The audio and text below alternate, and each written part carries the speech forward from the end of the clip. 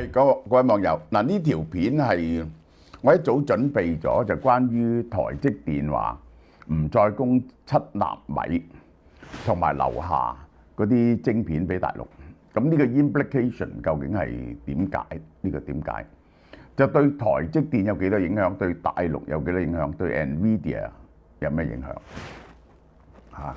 咁點不知呢？就係今日就美國呢個消息傳出，商務部呢，美國商務部已經出咗新嘅通知，就證實咗呢件事㗎啦，就係已經係即係板上釘釘冇彎轉。好啦，提提大家買呢隻 NMN 係超抵嘅5+1嚇，除咗有 NMN 呢，佢就仲有呢個5種美肌因素。咁你青春得嚟呢，都要靚先得㗎嘛，係咪啊？個特價呢就1088蚊，超特價㗎啦，8折870蚊，就再送呢個 Form Bio 嘅雙重免疫益生菌啊，保證有20億益生菌送到你嘅腸入邊嘅，298蚊。男人呢就可以攞呢個獵戶素，好好賣呢個獵戶素，所有男人都要食嘅。佢係等你唔落頭髮，同埋保護你嘅前列腺嘅。每個人男人到咗70-80歲，前列腺都有問題啊！我都試咗手術呢個。路透社引述消息話，美國商務部要求全球最大嘅晶片代工廠台積電，星期一開始緊急，即刻停止向大陸客戶供應可以用喺 AI 嘅先進晶片。呢個我要解釋俾大家聽下，即係咁樣樣嘅，可以用喺 AI 嘅晶片，呢個定義啊，亦都係相當之模糊嘅。舉個例，而家嗰啲手機晶片咧，都係可以用喺 AI 嘅。咁就手機晶片啊，來自邊度咧？咁冇咗海思半導體之後咧，個手機晶片，大陸嘅手機晶片係來自2間公司嘅，就係高通同埋聯發科嘅。咁咧就去到咧呢個5納米嘅。咁呢啲晶片就嚟到3納米，都係喺台灣訂嘅呢啲晶片咧。咁呢啲晶片咧就係一路咧就係落單嗰個係台發科同埋呢一個係高通，佢哋就準賣呢啲晶片咧就係俾大陸嘅手機廠。大陸嘅小米、華為、OPPO 呢啲咧全部都用呢啲晶片。華為冇，華為被禁制咗。小米、OPPO、VIVO 咧都係用呢啲晶片嘅。呢個都係用呢啲晶片嘅，咁呢個呢，就係美國冇禁止嘅，因為呢晶片呢只能夠用於電話，係呢個豁免嘅。另外一種 AI 晶片呢，就係用喺車度嘅，咁呢個呢就係 NVIDIA 提供嘅。我睇過啲 spec 呢，大陸嗰啲小鵬嗰啲呢，都係用 NVIDIA 晶片嘅，呢個第2點。咁啊，第3點啦，就係仲有一啲生意係乜嘢呢？大陸一啲晶片設計廠設計咗一啲呢一個AI 晶片，嗰啲 AI 晶片呢，就唔係原理上啊，就唔可以完全用嚟做大型模型推算嘅。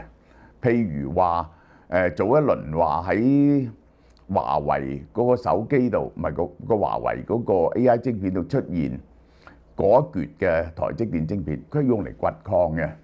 但係你知咧，呢樣嘢咧就好模糊嘅。如果有一啲話係用其他用途嘅晶片咧，其實你都有辦法將佢改造呢個用 programming 咧，將佢用喺呢個 AI 大模型推算上面嘅。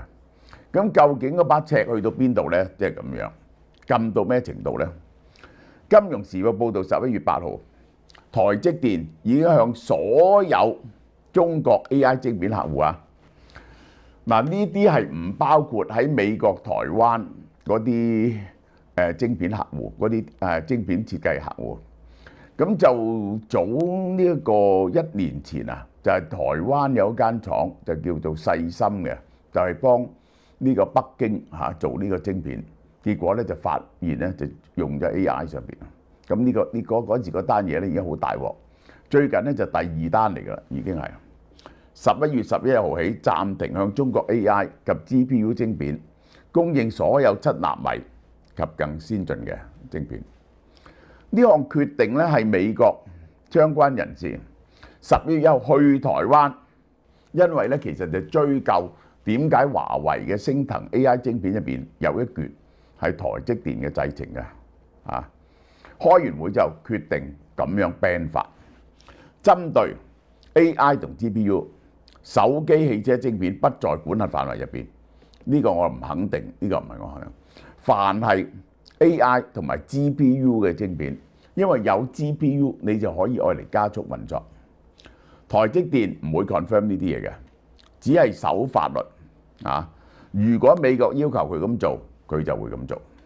金融時報話，未來任何台積電向中國客戶提供嘅7納米以下嘅半導體咧，都要經過華盛頓審批，咁你就唔使做啦。你明唔明？即係華盛頓要睇過你嗰個晶片係唔係真係可以用喺大型模型推算同 inferencing 嗰度。如果有呢兩樣嘅功能嘅話咧，就一定制止你嘅，呢個係一定制止你。咁而且要等啲官僚審批都要好耐啦，呢個就係呢項決定影響到阿里巴巴同百度喎。呢啲人咧係搞緊 AI 雲端領域，投入大量資金。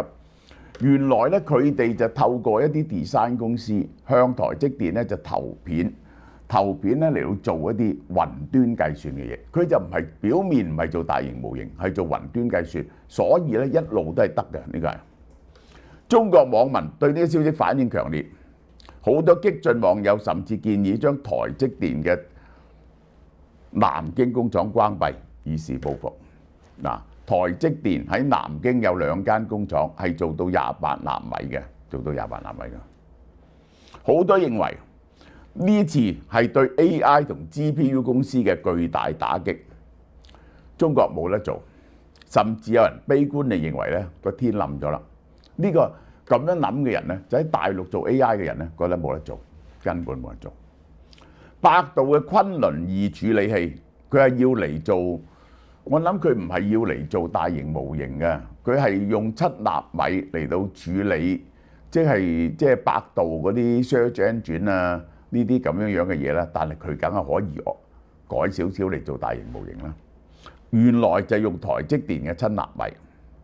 百度創始人李彥宏話：昆侖晶片適合大型模型推理，呢句説話就大鑊啦，一定係 ban 埋。嗱，佢咁嘅。你用大型模型咧，你有2個選擇，有3個選擇。你一係咧就係用呢一個NVIDIA 嘅 H20，H20咧就只得1/5嘅 H100嘅功能，但係而且佢限咗個頻寬，你就唔能夠將好多搭埋一齊。咁於是咧，佢有一部分咧，你就要同華為攞升騰喎。但係升騰你唔係咁容易攞到嘅，華為自己都唔夠。於是咧，佢就會用一啲其他嘅晶片。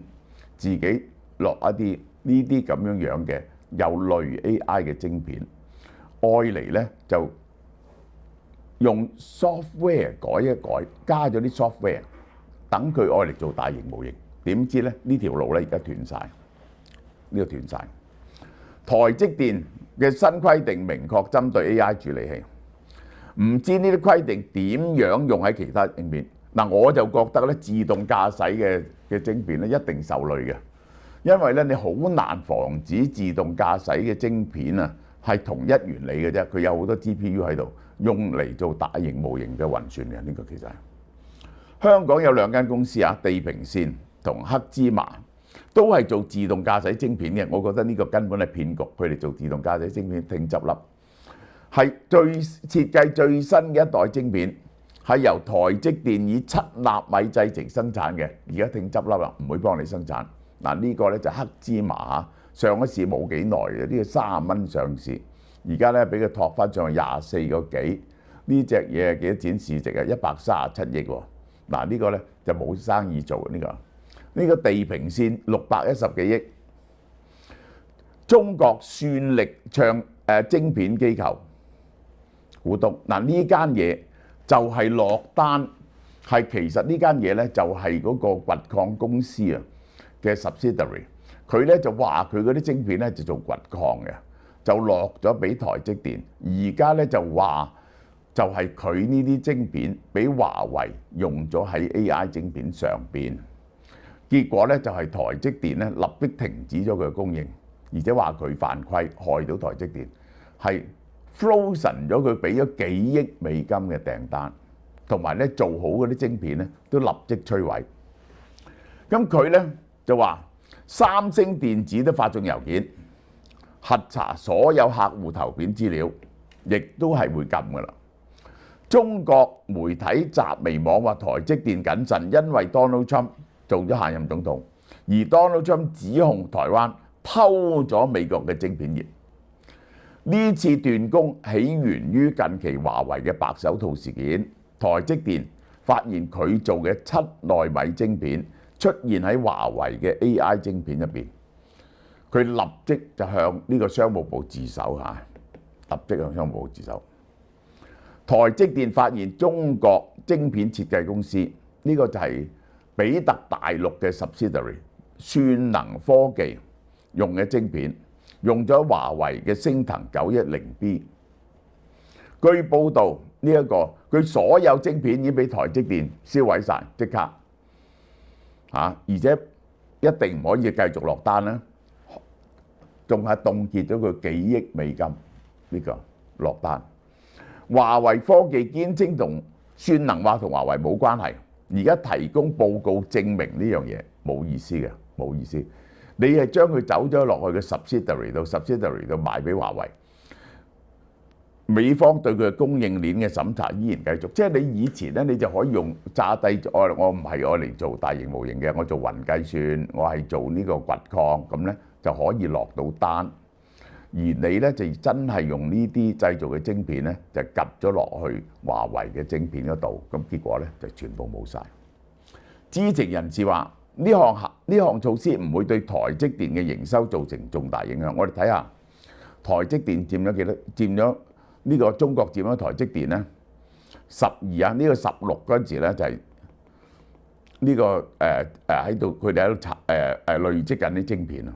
而家係11%，呢啲11%係點樣組成嘅咧？呢個 revenue 擺咗落嚟，我諗咧，起碼咧有5-6%就係台積電嗰兩間南京廠嘅，呢個係咁就可能有其他嗰啲就係4-5%到，4-5%到，咁就有一啲各種唔同類型嘅片嘅類型嘅晶片嘅，就睇下邊啲可以豁免到，但係台積電至多係影響咗2-3%嘅生意，呢個係中國 AI 晶片設計公司，嗱呢啲咧就做 AI 晶片設計，木希同瑞元2023年啊，向台積電提交性能降級嘅晶片設計，已經咧就唔準佢用咁高性能，咁佢咧就整啲低 grade 啲嘅，希望可以台積電幫佢代工。木希開發咗名為 C280 嘅降級產品，佢之前嘅比較先進嘅圖形處理器 C500 已經賣晒啦，之前嗰批，而家咧華為棘住佢，於是要做 C280，已經係降級嘅，而降級可能都唔做得。黃仁勳舊年10月話，除咗華為，中國有50間 AI 晶片新創公司想同輝達抗爭。呢個咧就係大陸政府使咗好多錢落去，咁於是咧就好大班人，其實呢個包括咗當時海思呢一個係都做到啲 AI 晶片出嚟㗎，呢個昇騰。咁就係阿里巴巴本來嘅達摩園都做得唔錯。佢呢啲人咧就跳晒出嚟開公司，咁咧就受到政府嘅資助，就有50間公司想做 GPU 嘅。嗱，好啦，呢個就係設計 design。至於加工咧，中國買咗好多設備，有44間晶圓加工廠，只有中芯可以有能力量產高度先進嘅 GPU， 即係佢嗰種 GPU 就係7奈米嘅 GPU 咧，就只有一間公司能夠做，就係中芯。其他嗰啲咧主要就係做28納米嘅，做28納米。但做28納米咧，我可以話俾你聽，雖然買咗咁多設備咧，個良率都係唔好嘅，唔係咁容易做嘅。28納米已經唔係咁容易做啦，呢個就係中芯本來啲產能咧，主要就係為華為做嘢嘅啫。但係咧好大壓力喎，我話你唔可以，喂，華為不過係做咩啫嘛？你點解要幫華為啫？華為賣少啲手機會死咩？係咪？你不要照顧下我哋做嗰啲 AI 晶片係可以用喺軍工上邊同其他大型模型㗎嘛。中芯已經要將有限嘅產能分配俾其他受美國制裁嘅中國 AI 晶片公司，好似韓武紀啊，呢間係龍頭公司，韓武紀啊呢啲咁樣樣，呢個商湯啊呢啲咁樣樣。好啦，第二單嘢啦，台積電嘅生意真係犀利。如果唔係 Donald Trump 一路喺度講緊搞緊台積電咧，台積電股價早就飛咗上去。10月份3142億，3142億呢個台幣啊，即係800億港紙到，100億美金到啊。2024年9月嗰陣時25億，呢一個係2000幾億啫，增加咗24%。年增加29.2%，年增突破3000億大關。呢個月嘅收入係打破晒台積電有史以來嘅紀錄，而佢嘅毛利好犀利。即係我講俾你聽，如果100億美金到嘅生意咧，台積電嘅淨利潤咧差唔多係50%，即係500億，50億美金。一年嚟講咧就係600億美金。台積電如果用呢條數計，出年再增加2-3成咧，佢賺700億至800億。台積電嘅市值係幾多咧？台積電嘅市值係8-9千億啫，得11-12倍嘅市值。如果用出年嘅 PE 嚟講，台積電係平到不得了，而且冇對手。呢個係台積電估計第四季261億至269億。年增33點幾，即係每年咧，我咪話俾你聽，1200億到啦，台積電美金係出年1200-1300億到啦，1200-1300億賺一半嘅，賺600幾億嘅，佢而家7000幾億嘅啫，呢個就係市值啊。假如新台幣對美金嘅匯率係32，第四季嘅就做咗8300幾億同8600幾億。第四季嘅毛利率咧57.59%，好高嚇。個營業率咧46至48，即係咧佢嘅皮費咧好輕嘅，57至59用10% 就落去做 operating cost 就得㗎啦，佢就賺46至48，呢個係賺一半啊，賺一半。所以台積電咧係唔高嘅，完全唔高嘅呢個嚇，而且咧係冇對手嘅呢個台積電。阿魏哲嘉話：我發夢都夢唔到咁好生意，出年就係 book full晒，客戶對 AI 嘅需求維持穩健，第四季嘅營運持續於受惠於先進製程。係點講呢？先進製程呢，就係3納米、5納米同7納米已經佔到台積電嘅整體生意60幾70%，而出年呢，就再進軍2納米添，呢個第一。第二咧，由1月1號開始咧，再加幾個 percent 價，再加幾個 percent 價咧，好可能呢個台積電嘅毛利就超過咗60%。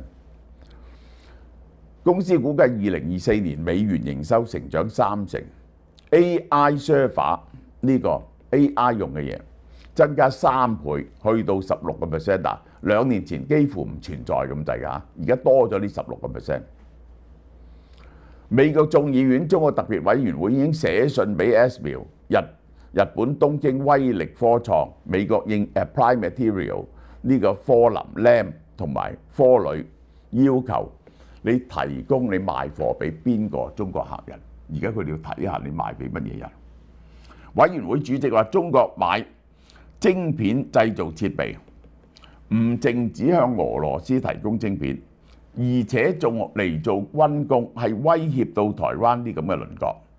呢啲資訊即係你話俾我聽，俾乜嘢賣俾咩客，我哋就知道啲晶片設備流向邊一度，係發揮咗乜嘢嘅作用。呢個就係呢5間公司夾埋咧，就全球半導體嘅關鍵企業，佢哋佔咗80幾個%。佢哋嘅設備啊，尤其做先進製程7納米以下咧，係絕不可少嘅。限制啲設備出口，嗱呢啲公司就大鑊啦。呢啲唔出口咧，就對佢哋生意造成好大嘅打擊。點解 ASML 跌得咁犀利就係咁解？你無論 Applied Materials 啊，或者呢一個 Lam 啊，佢有4成生意喺大陸啊，4成生意喺大陸用喺先進嗱，佢就係咁嘅，專係用喺先進製程嗰啲一早唔准賣。又可以用喺呢個成熟製程，又可以用喺先進製程呢，而家都唔準賣，而家都唔準賣，呢個呢就好大鑊。降低中國喺人工智能嘅進展，呢個就係美中戰略競爭核心，呢個係死生之地、存亡之道啊！我話俾你聽，呢個 Donald Trump 再上埋台咧，都唔 Q 使做啦，即係投資咁多半導體咧，掟錢落咗鹹水海度。